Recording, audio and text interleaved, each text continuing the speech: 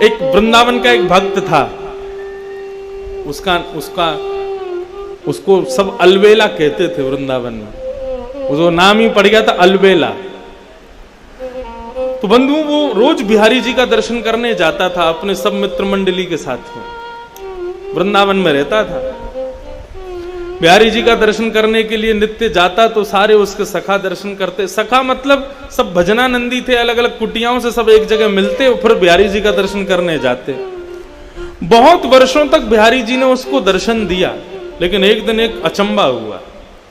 जैसे ही बिहारी जी का दर्शन करने के लिए गया तो बिहारी जी में बार बार पर्दा आता है, तो पर्दा आया हुआ था, दर्शन करने के लिए सब खड़े थे। जैसे ही पर्दा हटा सब कहने लगे श्री वृंदावन बिहारी लाल की।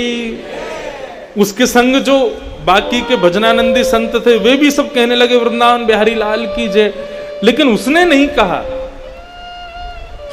वो सामने जब देख रहा था तो बिहारी जी जब बाहर विराजते हैं तो बगल में सखियां चमर ओवर लेके सब खड़ी रहती हैं, चांदी के सिंहासन रहता है, सब फूल बंगला बना रहता है। फूल बंगला है, सिंहासन है, सखियां हैं, लेकिन बिहारी जी उसको नहीं दिख रहे थे।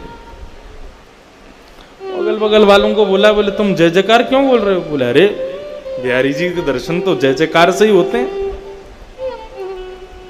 उसने आंख मीड़ करके देखा, बोले बिहारी जी बैठे हैं सामने। बोला अरे दिख तो रहे सामने, तू दर्शन क्यों नहीं कर रहा है? और वो कैसे कहे सबसे कि मुझे दिख ही नहीं रहे हैं।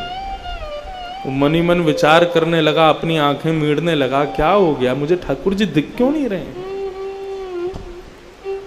चला गया, रात भर सोया नहीं, कुछ खाया नहीं, कुछ पिया नहीं। यमुना जी से प्रार्थना करता है कि हे यमुना मैया, मुझसे कोई अपराध है गयो जो ठाकुर जी मुझको दर्शन नहीं दे रहे?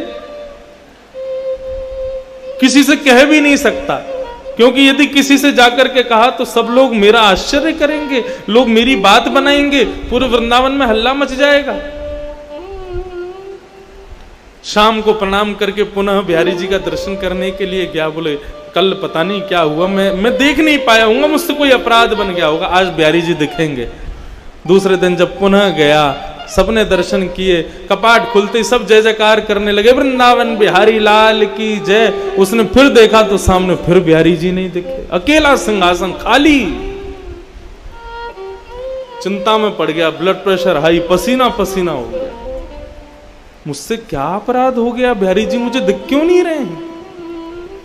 किसी को पता ना चले तो उनसे बड़े अलग ढंग से पूछता है, बिहारी जी की पोशाक बड़ी सुंदर है ना? तो बताते हैं हाँ आज तो पीली पोशाक पहनी है, हाँ देखो कमल की माला पहनी है, बिहारी जी का मुकुट कितना सुंदर लग रहा है, बिहारी जी की सुंदर देखो क्या छटा दिख रही है, गाल ऐसे चमक रहे हैं। सुन करके रोने लग जाता, बोले मुझे क्यों नहीं दिख रहे हैं? रात भर नहीं सोया, 2 दिन हो गए, ना सोया ना खाया ना पिया, कुछ नहीं, बस इसी चिंता में है कि बिहारी जी मुझे दर्शन क्यों नहीं दे रहे। तीसरे दिन सुबह वृंदावन परिक्रमा लगा करके आया, यमुना स्नान किया, ब्रजवासियों को प्रणाम करने लगा। अरे कोई अपराध हो गया हो तो हे बिहारी जी क्षमा करना। अपनी दोनों उंगलियों को मीड़ करके आज एक बार अपने ऊपर विश्वास करके तीसरा प्रयास करता है, आज यदि बिहारी जी दिख गए तो ठीक, नहीं तो प्राणों का त्याग कर दूंगा। जैसे ही मंदिर में प्रवेश किया, कपाट खुले, सबको बिहारी जी दिखे, उसको नहीं दिखे। तत्क्षण निकल गया। यमुना जल में अपने प्राणों का परित्याग करने का मन बना लिया। बोले जिस देह को बिहारी जी नहीं दिख रहे, उस देह को जीवित रख के क्या फायदा? जिस देह से, जिन कानों से कथा नहीं सुन सकते, जिन आंखों से दर्शन नहीं कर सकते, जिन नाक से ठाकुर जी के चरणों की सुंदर सुगंधी नहीं ले सकते, जिस जीव से ठाकुर जी का प्रसाद नहीं पा सकते, जिन पैरों से प्रदक्षिणा नहीं कर सकते, उस देह का मतलब क्या है रहने का? निकल गया, बोले आज प्राणों का परित्याग कर दूंगा। यमुना के किनारे जाकर के बैठ गया, हे यमुने मैया कृपा करो, मुझसे कोई अपराध है गया? मुझको याद है मैंने ऐसो कछु ना कियो, जाके भाव से ठाकुर जी मुझको दर्शन नहीं दे रहे हैं। यदि मेरा कोई अपराध है, बिहारी जी मुझको दर्शन नहीं दे रहे हैं, तो या दर्शन ना देनो तो एक प्रकार से मेरो वध के समान है, मैं आज अपने प्राण त्याग दूंगा। यमुना जल में प्रवेश करने लगा अपने प्राणों के परित्याग के लिए। तभी एक व्यक्ति वहां पर आया, उसको कुष्ठ रोग हो गया था, उसको एक रोग हो गया था, उसके पूरे शरीर पर, पूरे अंग पर, पूरे मुख पर दाने हो गए थे। उस व्यक्ति ने आकर कहा, अरे महाराज रुको, अपने प्राण मत त्यागो, यदि तुम चले गए तो मेरा बहुत बड़ा घाटा हो जाएगा। बोला तुम्हारा क्या घाटा होगा? बोले बाहर तो आओ, मेरी बात तो सुनो। वो बाहर आए, उन्होंने कहा क्या बात है, क्या कहना चाहते हो? बोले महाराज मेरे को एक त्वचा का रोग हो गया है।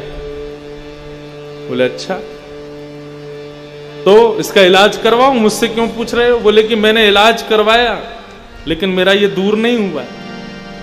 मैं वृंदावन आकर के रहने लगा, तभी एक संत ने मुझसे कहा कि भैया यदि तुमको अपना कुष्ठ रोग दूर करना है तो मैंने स्वप्न में तुमको देखा था, और स्वप्न में बिहारी जी ने मुझे प्रेरणा दी कि यदि मेरा भक्त अलबेला इसको कह दे, इसकी गुहार मुझसे लगा दे कि हे बिहारी जी इसका कुष्ठ रोग ठीक कर दो, तो ये ठीक हो जाएगा। अलबेला बोला ये कौन सी विचित्र बात बता रहे हो, तुमको रोग हुआ और मैं बिहारी जी से कहूं कि इसका रोग दूर कर दे, और बिहारी जी तुम्हारा रोग दूर कर देंगे? जो मुझे दर्शन नहीं दे रहे वो मेरी बात से तुम्हारा रोग कैसे दूर कर देंगे? बोले आपका क्या लग जाएगा, आपको केवल इतना ही तो कहना है बिहारी जी इसको ठीक कर दो, मैं ठीक हो जाऊंगा तो सब ठीक हो जाएगा, आप फिर जो चाहो वो कर लेना, इतना कहना ही तो है। उसने कहा ठीक है, तुम्हारी बात मान जाए तो बढ़िया है, मुझे तो दर्शन हो नहीं रहे बिहारी जी के। हे बिहारी जी मेरे से तो कोई अपराध हो गया, मुझे तो दर्शन दे नहीं रहे हो, लेकिन इस भक्त का भाव है यदि मैं कह दूंगा तो ये ठीक हो जाएगा, इसलिए मैं प्रणाम करके कहना चाहता हूं इस भक्त का कुष्ठ रोग ठीक कर दो। जैसे उन्होंने कहा इसका कुष्ठ रोग ठीक कर दो, उसके अंग के सारे रोग दूर होने लगे, एक एक करके उसका समस्त जो जितना भी उसके अंग पर जो भी पीड़ा थी सब दूर हो गई। भक्त देख करके आश्चर्य करने लगा, मेरे को दर्शन नहीं दे रहे, 3 दिन से मुझे दर्शन जिनका नहीं हो रहा, वो मेरे एक बार कहने पर तुम्हारे रोग को दूर कर रहे हैं, मुझे समझ नहीं आ रहा ये हो क्या रहा है। इतने में सामने सांवरे सलोने श्री बिहारी जी महाराज प्रकट हो गए, प्रकट होकर के उसको दर्शन दे दिया। पहले तो दर्शन करके आनंदित हो गया, खूब रोया, बोले प्रभु मुझसे कोई अपराध हो गया जो मुझे दर्शन नहीं दिया, और ये सब क्या लीला है आपकी, मुझे एक बार बताओ, विस्तार से वर्णन करो, ये सब क्या हुआ है। बिहारी जी कितनी अच्छी बात कहते हैं। बिहारी जी बोलते हैं वो संसार के लोग मेरे मंदिर में आते हैं, सब कोई भी शांत नहीं रहता है, बोलते ही रहते, बोलते ही रहते, बोलते अपने सब कष्ट मुझको बताते हैं, किसी के परिवार में कष्ट, किसी के शरीर में कष्ट, किसी की मैया से दुखी, किसी कोई पत्नी से दुखी, कोई बच्चों से दुखी, सब कष्ट में हैं, सब मुझसे आकर के यही मांगते रहते हैं कि हे बिहारी जी कृपा करो। लेकिन आज तक तूने मुझसे आकर के कुछ नहीं कहा, तू सदा सर्वदा शांत रहा, तूने आज तक मुझसे कुछ नहीं मांगा, एक शब्द नहीं मांगा। तू जब भी मंदिर में आता है शांत भाव से खड़ा रहता है, मेरा दर्शन करके चला जाता है, कभी मुझसे कुछ मांगता नहीं। तू लोगों के मांगने से मेरे अंदर ऐसा भाव प्रकट हो गया, मैं केवल देना ही जानता हूं, उसके अलावा मेरे पास कुछ नहीं है। लेकिन अलवेला मेरे से आकर के कभी कुछ नहीं मांगता है, तो जो मुझसे कुछ नहीं मांगता ऐसे व्यक्ति को मैं दर्शन कैसे दूं? वो मुझसे कभी कुछ मांगता ही नहीं है, उसको दर्शन देने का तो मुझे अधिकार ही नहीं है। मुझे स्वयं पर एक ऋण जैसा लगता है तू कुछ मांगता नहीं है तो, क्योंकि संसार के लोग मांगते हैं, तू नहीं मांगता ना, इसलिए मुझे ऋण लगता है, ऐसा लगता है मुझ पर लोन चढ़ा दिया तूने, इसलिए उस ऋण से उऋण होना चाह रहा था मैं, इसलिए 3 दिन से भाग रहा था। ऋण मांगने वाले जब आते हैं तो ऋण देने वाला भाग जाता है। ऐसे ही तू रोज आता था तो मैं रोज चला जाता था कि इसका ऋण मुझ पर चढ़ा है, मैं कैसे दूर करूं उस ऋण को। लेकिन आज मैंने एक लीला करवाई, तू 3 दिन से रो रहा था मुझे दर्शन दो दर्शन दो, मैंने कि पहले तेरा ऋण चुकता होगा तभी तुझको दर्शन दूंगा। तो मैंने ऐसी योजना बनाई कि तेरे द्वारा कुछ तो मांगा जाए, तो इस कुष्ठ रोगी का कुष्ठ रोग दूर करने का भाव तूने मुझसे मांगा, तेरा ऋण उतर गया, मैंने तुझको दर्शन दे दिया। इसका मतलब दो भाव में हैं। इसका मतलब ये मत समझना कि बिहारी जी से हम कुछ मांगेंगे नहीं तो बिहारी जी अदृश्य हो जाएंगे, नहीं। अरे विचार करो, बिहारी जी के सामने जाकर के केवल शांत रहोगे, कुछ कहोगे नहीं, केवल बिहारी जी का दर्शन करोगे, अपने मनोभाव कुछ नहीं व्यक्त करोगे। शांत व्यक्ति ठाकुर जी को अति प्रिय है। सबको तो मंदिर में मिलेंगे, तुमको कहीं एकांत में मिलेंगे आकर के, वहां दर्शन देंगे। इसलिए बिहारी जी को सदा सर्वदा प्रणाम करो। हमारे अष्ट सखाओं में एक भाव ऐसा कहा गया कि ठाकुर जी किसको अपना मानते हैं, बहुत अच्छा भाव है। एक पद है, सब मेरे साथ में गाना है। जब अपनों कर जाने गिरधर, जब अपनों कर जाने गिरधर, जब अपनों कर जाने गिरधर, जब अपनों कर जाने गिरधर, ताको मन भक्तन की सेवा, ताको मन भक्तन की सेवा, ताको मन भक्तन की सेवा, ताको मन भक्तन की सेवा, भक्त चरण रज सदा लुभाने, भक्त चरण रज सदा लुभाने, भक्त चरण रज सदा लुभाने, भक्त चरण रज सदा लुभाने, जब अपनों कर जाने गिरधर, जब अपनों कर जाने गिरधर। पद का भाव समझ रहे हैं आप लोग? पद का भाव क्या है? आपने लाल जी को अपना बना लिया, वहीं उससे कोई काम नहीं बनने वाला। बिहारी जी को सब अपना मानते हैं। बिहारी जी को बाहर झाड़ू लगाने वाली भी अपना मानती है, बिहारी जी की अंग सेवा करने वाले भी अपना मानते हैं, चाट भल्ला बनाने वाले भी अपना मानते हैं, लस्सी पीने वाले भी अपना मानते हैं।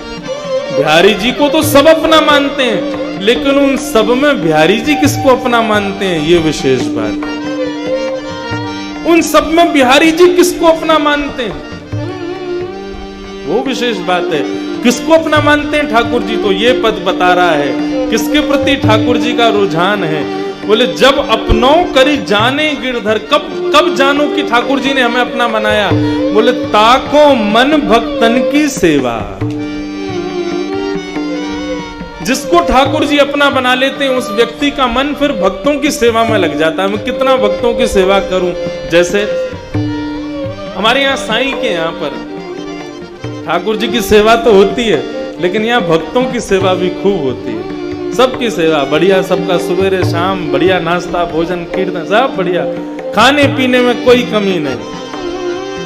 भूखे भजन ना होए गोपाला, बढ़िया भोजन पानी की सब व्यवस्था रहती, सबकी सेवा होती है यहाँ पर। तो भक्तों की सेवा में मन बढ़े, रुचि बढ़े, संतों की सेवा में रुचि बढ़े, तो समझना ठाकुर जी ने अपना बना लिया है। भक्तों को देखते ही, संतों को देखते ही आपका मन करे अरे यार ये और आ गए, अब इनको और प्रणाम करो, इनके पास और बैठो, तो समझना ठाकुर जी ने अभी अपना नहीं माना है। ताको मन भक्तन की सेवा, ताको मन भक्तन की सेवा, भक्त चरण रज सदा लुभाने, भक्त चरण रज सदा लुभाने, जब अपनों कर जाने गिरधर, जब अपनों पर जाने गिरधर। अपनों कर जाने गिरधर, जब अपनों कर जाने।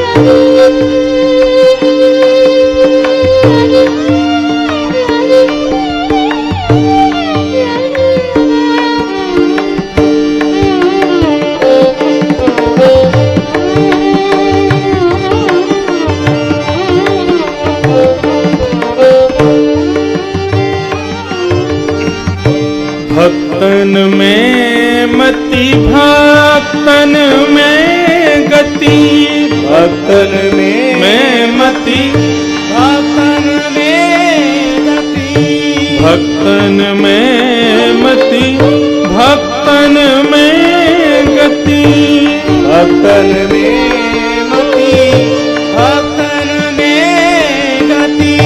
हरिजन संगे हरि उर आने, हरिजन संगे हरि उर आने, हरिजन संगे हरि उर आने, हरिजन संगे हरि उर आने।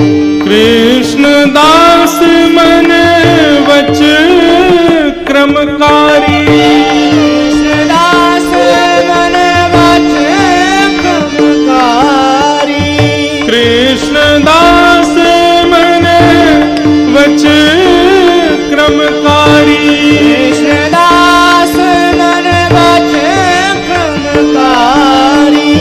हरिजन संगे हरि उर आने, हरिजन संगे हरि उर आने। जब अपनों कर जाने गिरधर, जब अपनों कर जाने गिरधर, जब अपनों कर जाने गिरधर, जब अपनों कर जाने। एक मन का भाव कहूं, हम साईं से एक दक्षिणा लेना चाहते हैं अपने प्रवचन की, और दक्षिणा में हम चाहते हैं कि ऐसे श्रोता हमको हर कथा में मिला करें। यहां हर प्रकार के श्रोता, पीछे वाले कई सो भी जाते हैं, लेकिन कोई बात नहीं।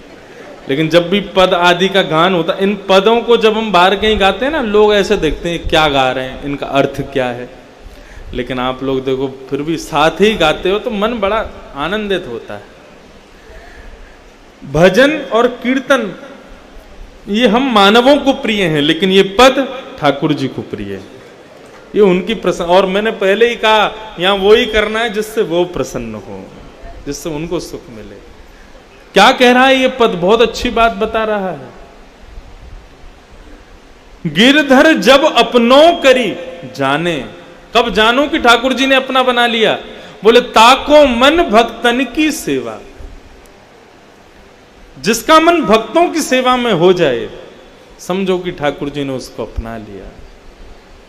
क्यों? क्योंकि हरिजन संगे हरि उर आने, भक्तों के संग ही भगवान घर पर आते हैं।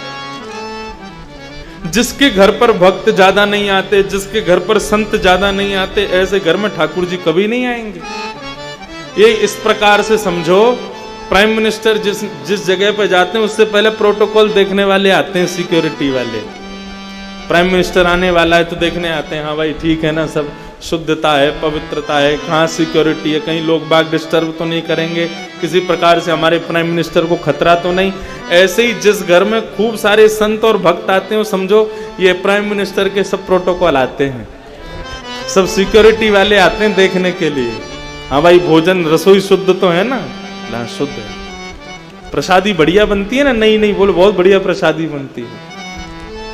यहाँ पे सुख का विचार किया जाता है कि नहीं? ऐसा तो नहीं कि कोई संत महात्मा आ जाए तो बाहर, हाँ भाई बाहर बैठाओ, बाहर मिलेंगे उनसे, ऐसा तो नहीं है ना। बोले नहीं नहीं, सबको बहुत प्रेम से स्वागत सत्कार किया जाता है। तो जब संत महात्मा किसी स्थान पर जाकर के प्रसन्न हो जाते हैं, भक्तगण किसी स्थान पर जाकर के प्रसन्न हो जाते हैं, बार बार मन बनाते हैं, अरे वहीं चलो वहीं चलो वहीं चलो। तो उनके मुख से बार बार उस स्थान की प्रशंसा सुनकर के भगवान कहते हैं, अच्छा इतना बढ़िया जगह, तो चलो एक बार हम भी चलते हैं तुम्हारे साथ। तो इसलिए हरिजन संगे हरिपुर आने, जब तक भक्त प्रसन्न नहीं होंगे, भक्तों के चरणों में आपकी प्रीति नहीं होगी, तब तक ठाकुर जी नहीं आएंगे। ठाकुर जी कब आएंगे? जब भक्तों के चरणों में आपकी प्रीति हो, भक्तों में प्रीति हो। वो कैसे बनेगी? जब भक्तों की चर्चा सुनोगे, संतों की चर्चा सुनोगे, मतलब सुनोगे। श्रवण, श्रवण भक्ति प्रथम भक्ति है। सुनो। हमारे देह में 10 इंद्रियां हैं। कौन कौन सी 10 इंद्रियां हैं? 5 ज्ञान इंद्रिय, 5 कर्म इंद्रिय। उन 10 इंद्रियों में सर्वश्रेष्ठ इंद्रिय कौन सी है? कान सबसे श्रेष्ठ है। क्यों? आंख आदान भी करती है, प्रदान भी करती है। जीव आदान प्रदान दोनों भाव में, हाथ आदान प्रदान दोनों भाव में, पैर आदान प्रदान दोनों भाव में है। लेकिन कान एकमात्र ऐसी वस्तु है जो केवल आदान करती है, ग्रहण करती है, प्रदान कुछ नहीं करता। इसमें ग्रहण की बहुत बड़ी एक सरलता है। कान हमारे बहुत सरल हैं, सब ग्रहण करते हैं, सब लेते हैं। और जिसमें ग्रहण की ताकत है, जिसमें ग्रहण का स्वभाव है, वो भगवान को अति प्रिय है। जो ग्रहण करना जानता है वो ठाकुर जी को बहुत प्रिय है। इसलिए ठाकुर जी ने अपनी कथा के लिए कान बनाए। पहली भक्ति कौन सी? श्रवण करो। श्रवण कैसे करना चाहिए? 4 उपाय मैंने बताए, वैसे श्रवण होना चाहिए। वैसा श्रवण यदि हो जाए तो ठाकुर जी मिल जाएंगे। तो पहली भक्ति श्रवण। और दूसरी भक्ति क्या है? श्रवणम कीर्तनम विष्णु। दूसरी भक्ति कौन सी है? कीर्तन। कीर्तन का मतलब क्या है? कीर्तन का अभिप्राय क्या है? भगवान की कीर्ति का गान करते करते करते करते करते जब आप अपने तन का भी भाव भूल जाओ, उसको कहते हैं कीर्तन। पग घुंघरू बांध मीरा नाची रे, वो कीर्तन है। जहां पर अपने तन का भाव रखा है उसको कीर्तन नहीं कहते। एक शब्द पिछली साल बहुत सारे शब्द नए नए आए थे, अन्योन्याश्रय, और एक शब्द और आया था पिछले साल के प्रवचन में, वो था, अच्छा एक बात बोलूं, मैं सब जगह कथा भूल जाता हूं लेकिन कोकिल साई की नहीं भूलता। इतनी कथाएं होती हैं, सब जगह की भूल जाते, हमने क्या कहा। लेकिन साई के यहाँ कुछ ऐसा लगता है जैसे कि गले में आके कोई और बैठ गया है क्या। कौन कथा करवाता है, कौन बुलवाता है, पता ही नहीं चलता। एक शब्द और कहा था पिछले साल, देहाभिमान की शून्यता। देहाभिमान शून्य। हम लोग सब देहाभिमानी हैं। देहाभिमानी का मतलब क्या है? जीव को रस चाहिए। क्या चाहिए? रसगुल्ला चाहिए। कोई गुलाब जामुन दे, नहीं नहीं नहीं मेरा मन तो रसगुल्ला खाने का, ये देहाभिमान है। कानों को स्वर चाहिए। जगजीत सिंह चला दे, बोले नहीं नहीं मुझे अरिजीत सिंह ही सुनना है, ये कानों की, ये देहाभिमान है।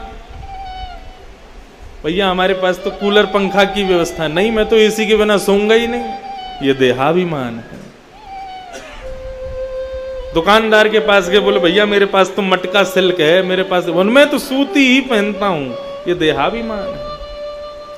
चप्पल लेने के लिए गए, बोले बाटा की है भैया, बोले मैं तो क्रॉक्स ही पहनता हूं, ये देहाभिमान है।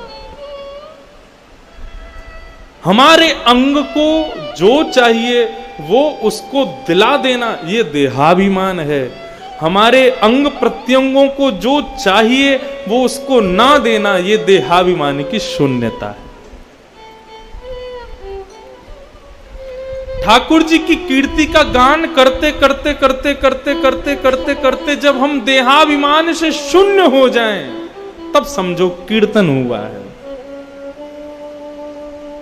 नारद जी महाराज भगवान के पास गए, भगवान से जाके बोले, दुनिया के लोग आपका वर्णन करते हैं, भगवान कौन सब बताते हैं, लेकिन मैं आपसे पूछना चाहता हूं भक्त कौन। भगवान बोले लिखो भक्त कौन। भगवान कह रहे हैं, वाग्गदगदा द्रवते यस्य चित्तम रुदत्य भीक्षणम हसति क्वचिच्च विलज्ज उद्गायत नृत्यते च मद्भक्ति युक्तो भुवनम पुनातु। हे नारद, वाग्गदगदा द्रवते यस्य चित्तम रुदत्य भीक्षणम हसति क्वचिच्च विलज्ज उद्गायत नृत्यते च मद्भक्ति युक्तो भुवनम पुनातु। मेरे भक्त का लक्षण क्या है? बोलते बोलते बोलते बोलते जिसका कंठ भर आवे। किसी ने पूछा क्यों भर आया कंठ? बोले ठाकुर जी की याद आ गई।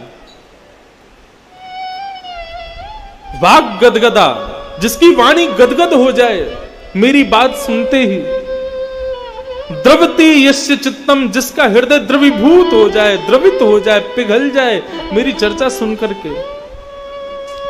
रुदत्य भीक्षणम, मेरी याद में कभी भी रोने लग जाए, ये भी विचार ना करे कि मेरे बगल में कोई बैठा है, मुझे देख करके कोई हंस ना जाए, मेरे ऊपर कोई हंसी ना करे, वो रुदन करने लग जाए। हसति क्वचिच्च, कहीं भी हंसने लग जाए। क्यों हंस रहे हो भैया? बोले आज ना मैया ने लाला को पकड़ करके ऊखल से बांध दिया, कान पकड़ के मैया छड़ी दिखा रही है। ये भाव मन में चल रहा था इसलिए हंसी आ गई। हसति क्वचिच्च विलज्ज उद्गायत नृत्यते च, लज्जा रहित होकर के, शर्म छोड़ करके जो मेरे कीर्तन सुनते ही नृत्य करने लग जाए, गान करने लग जाए। हे नारद, मद्भक्त युक्तो, वो मेरा भक्त है। वो भुवन पुनातु, पवित्र करने के लिए गया है पृथ्वी को। तो कीर्तन का मतलब क्या? जहां पर भगवान की कीर्ति का गान करते हुए तन का भान भी ना रहे, मेरे तन पर वस्त्र हैं कि नहीं, मेरे सिर पर कुछ है कि नहीं, मेरे बाल बिखर रहे हैं, मेरा अंग प्रत्यंग जाने कहां जा रहा है, ऐसा भान भी जो ना रखे, वो कीर्तन का स्वरूप है।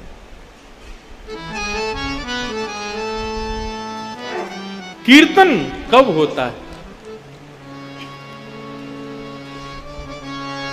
घड़े में से पानी दो स्थिति में निकलता है, या तो पानी को निकाला जाए या फिर घड़ा ओवरफ्लो हो जाए।